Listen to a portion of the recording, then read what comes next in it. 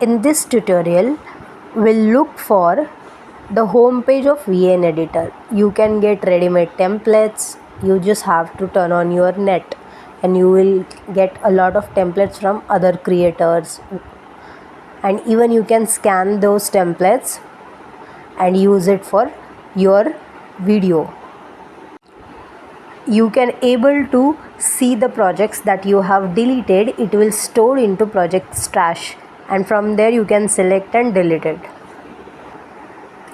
You can do the different settings like photo duration or the video clip you are taking. You can fit to the screen and feel the completely to the screen.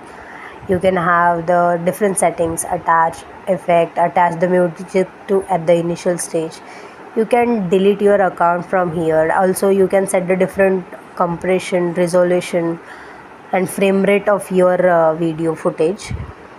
Also you can give the feedback over here. You can contact to the VN editor and you can get to know about VN editor, what is the version of this and other details.